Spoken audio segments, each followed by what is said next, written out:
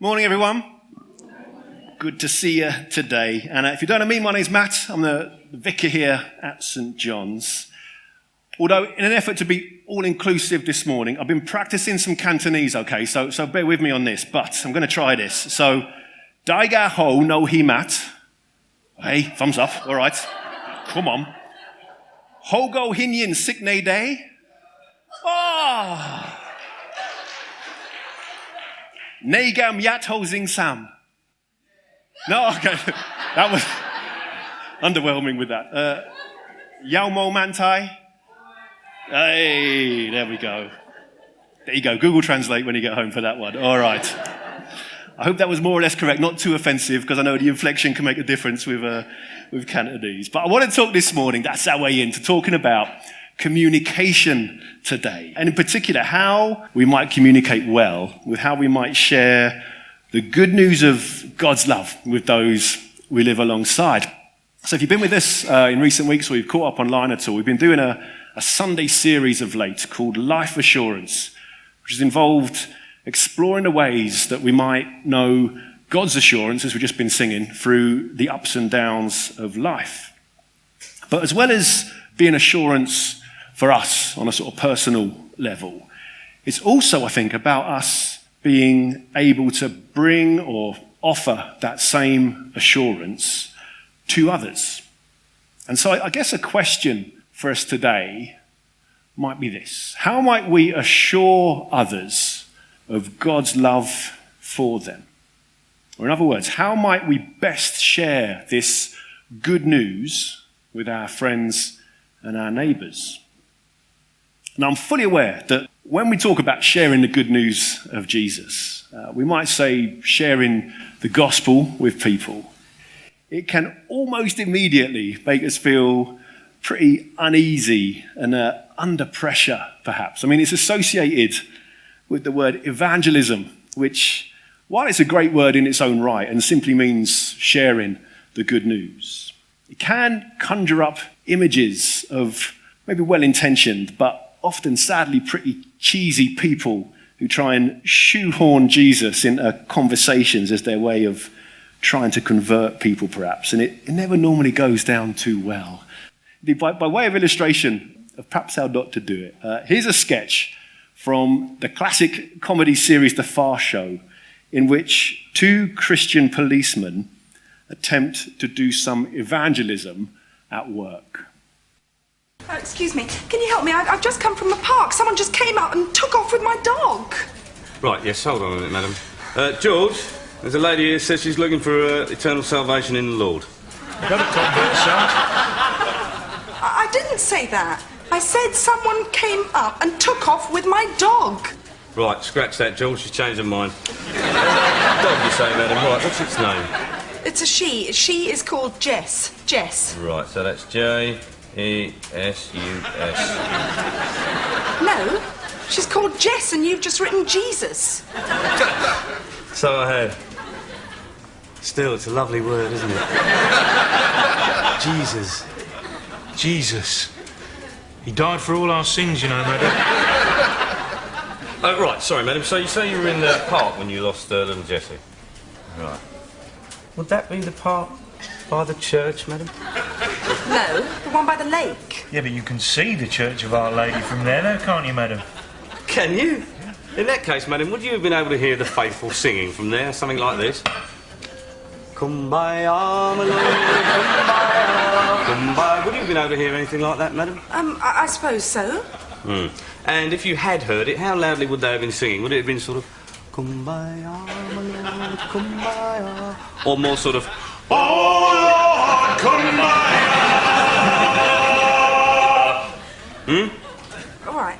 Well, look, if they had been singing from where I was, it would have been about as loud as, Kumbaya, my lord, kumbaya. Kumbaya. Kumbaya, my lord, kumbaya. Oh, Lord, kumbaya. Convert for the Lord, lads. Could be, Ted. Hallelujah. Now, madam, this fella that took your dog, can you give us a description, please? Yes, he was quite tall and had sort of long, straggly hair. Oh, and a sort of a beard. That's right, George. It does sound a little bit like Jesus, doesn't it? Look, are you two going to do anything to help me? Yes. And don't say, yes, we're going to pray. No, it's all right. Now, did this man who... Oh, my goodness. I've just been overwhelmed with the love of our Lord. Lovely when that happens, isn't it? Look, I don't wish to appear cynical, but somebody has stolen my dog, and I want to know if you're going to do anything about it. Well, actually, madam, there's something here. Apparently we arrested someone earlier today who answers the description you just gave us. Oh, well, that's marvellous news. Yeah. And even better news, we forgave him and let him go. That is funny. It's funny, that sketch. I like that sketch a lot. But it's also perhaps in places a little bit close to the bone, perhaps, because it reveals, I think, what perhaps many people in our culture might think of when they imagine people attempting to share the good news of Jesus with them. You know, as we saw, if we're not careful, it can feel very contrived, probably counterproductive often to the very message that we might be trying to share. And so how in our times, how in our town might we have, or might we share the assurance of God's love in ways that might actually connect with people? Well, to help out thinking on this morning, we're going to look at a little Bible passage from Luke's Gospel, chapter 5, in which Jesus calls his first disciples to follow him. It's in English, but we've got Cantonese subtitles, so see what you make of this.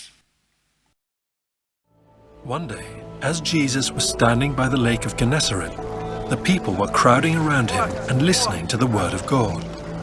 He saw at the water's edge 2 boats, left there by the fishermen who were washing their nets. He got into one of the boats, the one belonging to Simon, and asked him to put out a little from shore. Then he sat down and taught the people from the boat. When he had finished speaking, he said to Simon, "Put out into deep water and let down the nets for a catch." Simon answered, "Master, we've worked hard all night and haven't caught anything. But because you say so, I will let down the nets." When they had done so, they caught such a large number of fish that their nets began to break. So they signaled their partners in the other boat to come and help them, and they came and filled both boats so full that they began to sink. When Simon Peter saw this, he fell at Jesus' knees and said, "Go away from me, Lord, I am a sinful man." For he and all his companions were astonished at the catch of fish they had taken, and so were James and John, the sons of Zebedee, Simon's partners. Then Jesus said to Simon, "Don't be afraid. From now on, you will fish for people." So they pulled their boats up on shore, left everything, and followed him.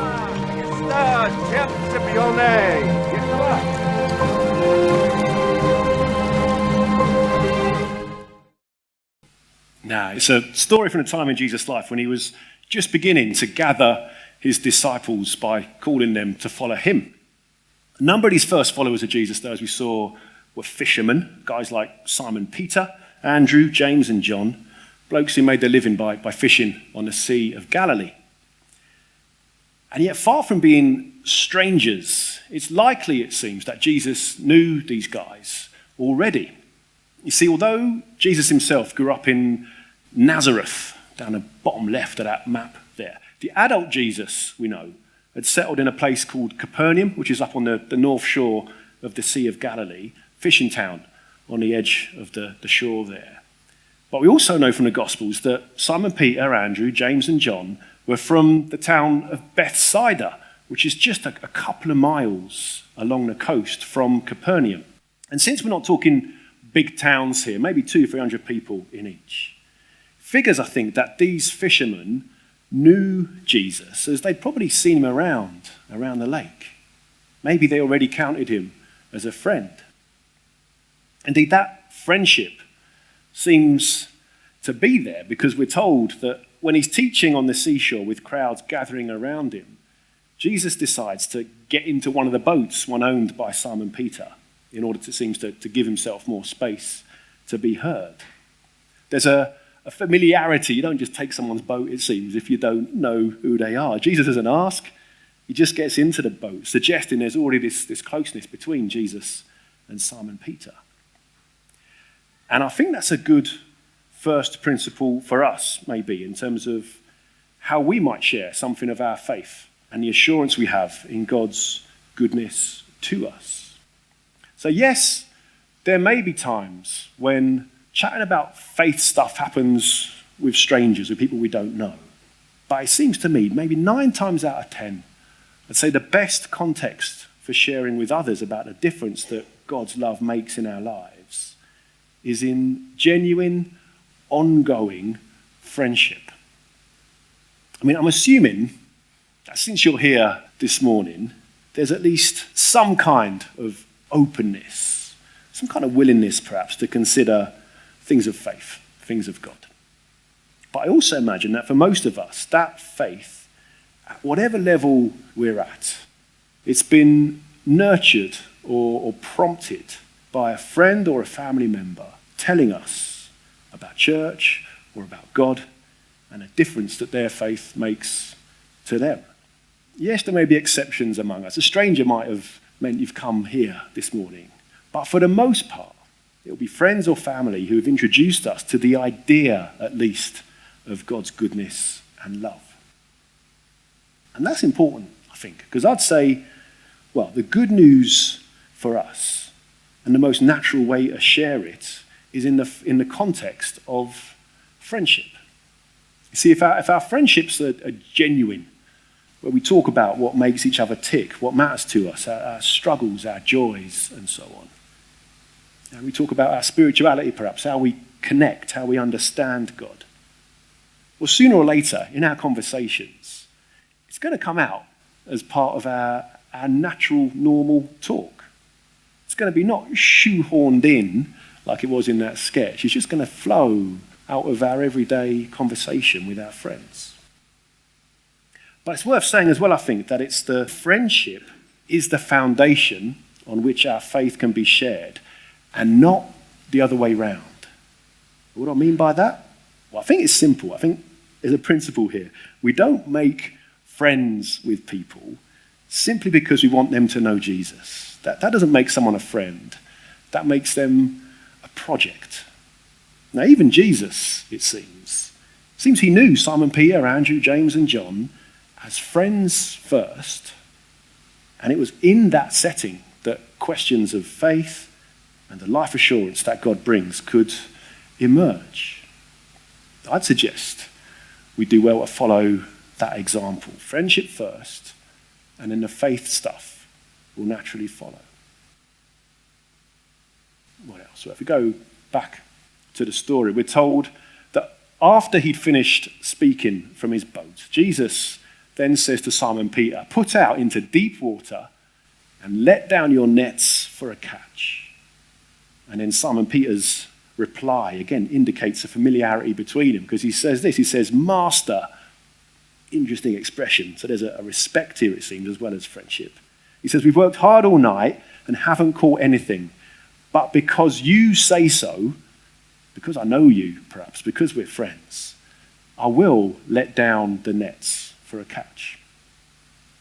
And as we saw, Jesus seemingly performs a miracle, because all of a sudden their nets become full of fish, full, we're told, to bursting.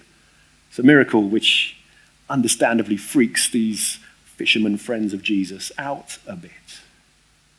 And yet, on the back of this miraculous catch of fish, Jesus then says to Simon Peter, "Look, don't be freaked out, don't be afraid.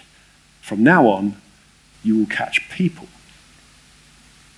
You will catch people. I wonder what you think of that as an expression. How's that catching metaphor make you feel, that we as followers of Jesus are called to catch people. I think for me, if I'm honest, it makes me feel a little bit uneasy, really. I'm not exactly struck, I don't think, with the idea of us trapping people like in a net. I don't think that's a helpful idea. It feels wrong. It feels like hunting. It feels predatory almost.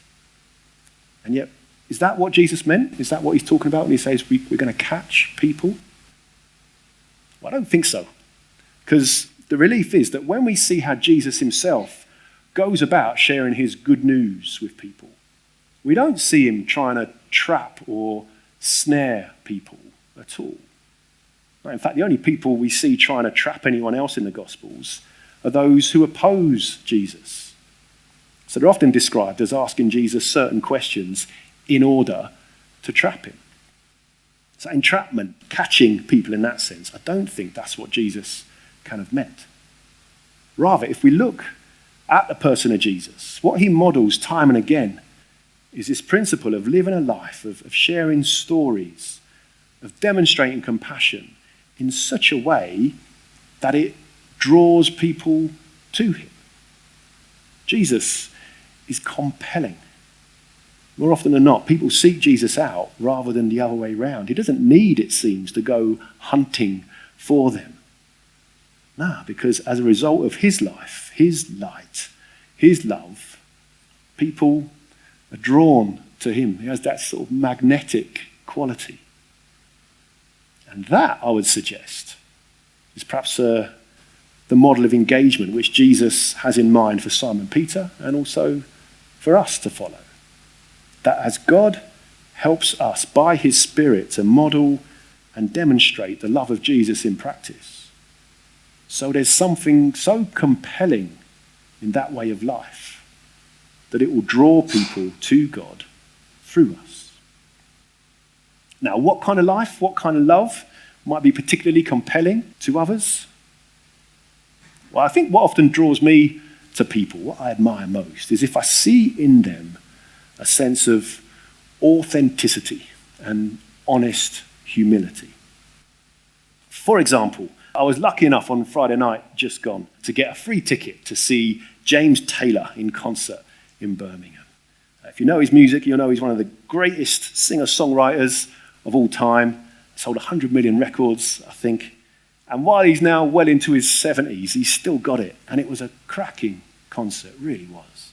And yet what was lovely on that night was that despite being so talented and having these millions of record sales and awards and so on, when he spoke in between the songs, he was so humble and so self-deprecating. He was also pretty honest as well. If you know anything of his story, he was speaking of his past struggles with heroin and alcohol addiction, admitting that, well, you're saying, you guys in the audience, you can go to the bar, no problem, but I have to stay sober now because otherwise I can't handle it. Now, the gig was at Resorts World, the old NEC in Birmingham. It's a big arena venue, thousands of people there. And yet, unusually for an artist in an arena show, at the end, he simply came to the front of the stage and patiently signed as many autographs as people wanted. I was in proper fanboy mode, I guess, at this point. So I made my way to the front. That's him at the edge of the stage, just crouching down and signing anything that people would give to him. I got his autograph as well. Obviously, you have to do these kind of things. But people next to me were saying, they were declaring their love for him. They were saying, I named my son after you, James, and we got married to this song and that kind of thing. And it was all, very nice atmosphere together. But what struck me was the way that people flocked to the front to see him, the way people, if you like, were drawn to be in his presence because, yes, of his talent and his music, and it had been a good concert, but also, I'd suggest, people were drawn to him because he came across as someone who had this word, who had authenticity. He was approachable, he was honest, he was humble. And in fact, those qualities will make me want to listen to his music even more. And so if we applied this sort of authenticity quality to ourselves, of being approachable and honest and humble in the way we live out and talk about our faith in particular, my experience tells me that other people will then be drawn through us to the God whose Spirit is behind each of those winsome, compelling qualities. And the good news is that if we just make a rule in life to be honest and humble, it means we don't have to worry if we haven't got all the answers or can't make sense of everything connected with our faith, because that's not actually what people are drawn to.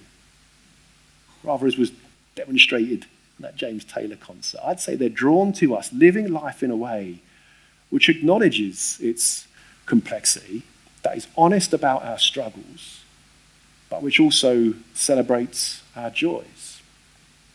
And with God's help, we can all do that. We can all be honest and authentic. We can all grow in becoming more approachable, more humble. And that, I would say, that is good news. That is evangelism. Because in that way, we can all share the assurance of God's love with others in ways which will enable God to draw them to himself. We share assurance of the good news of Jesus through friendship, through authenticity.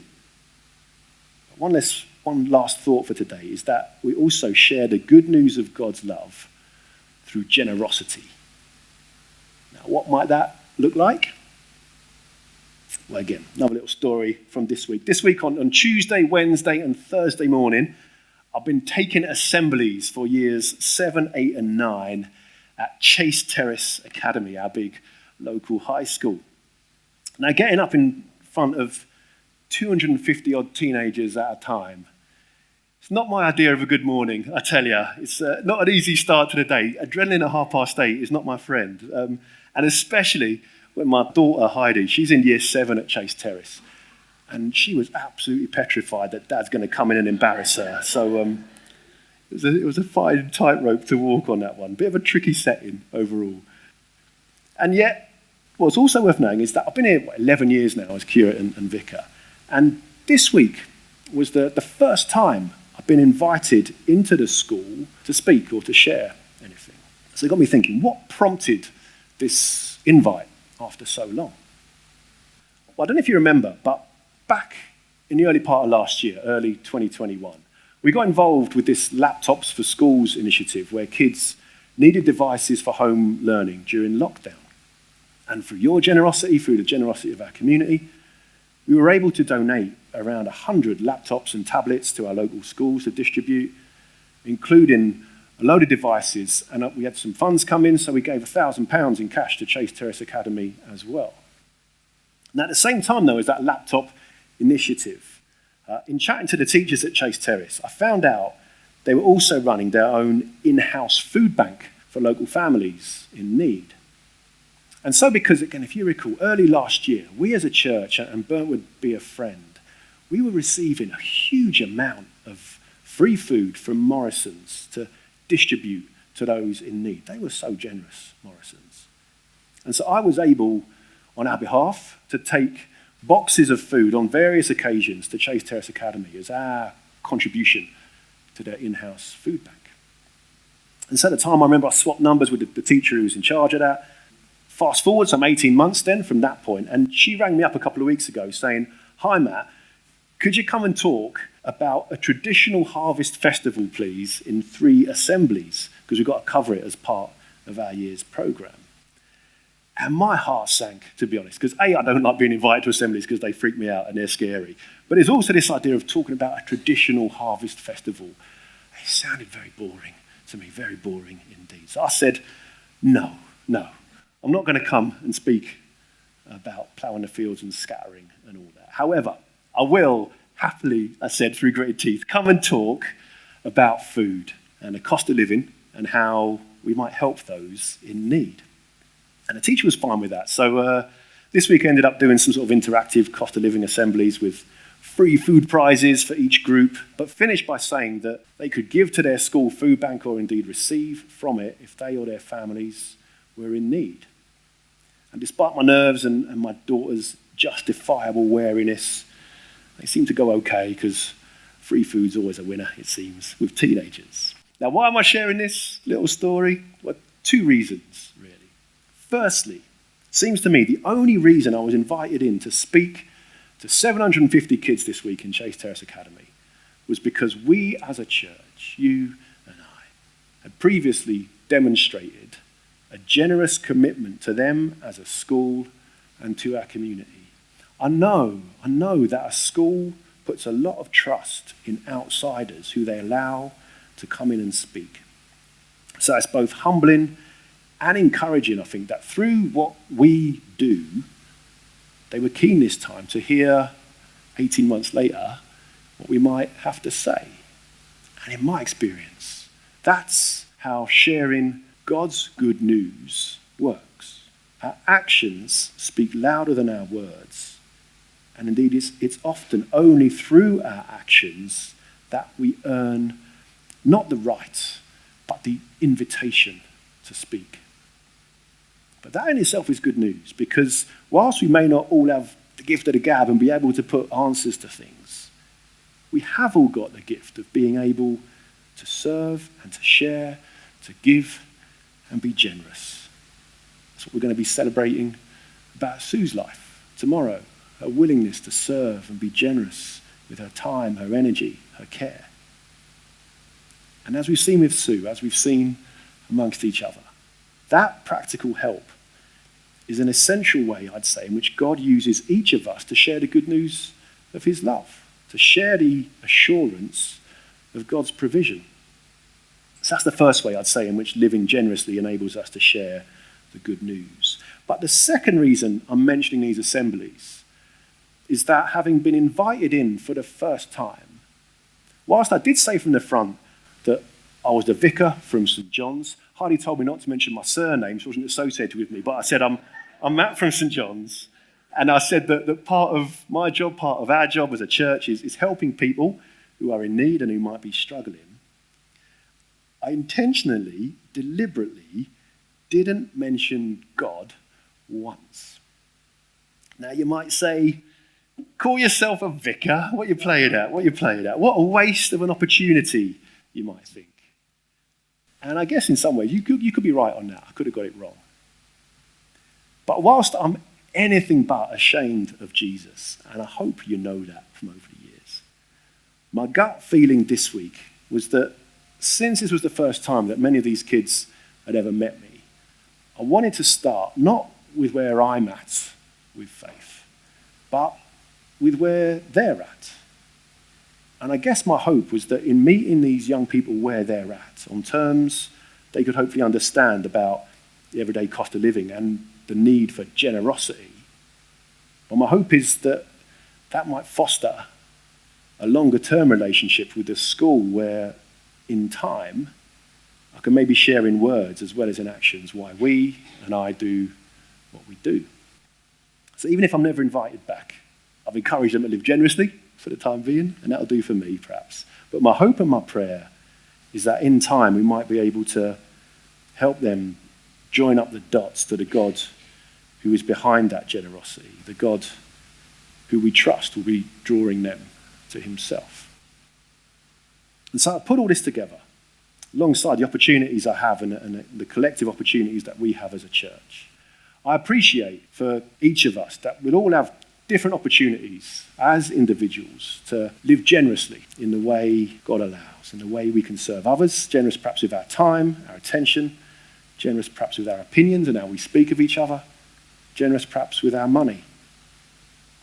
And so I wonder for you this week, what ways do you think God might be putting before you as a way to be the good news, even before talking about it?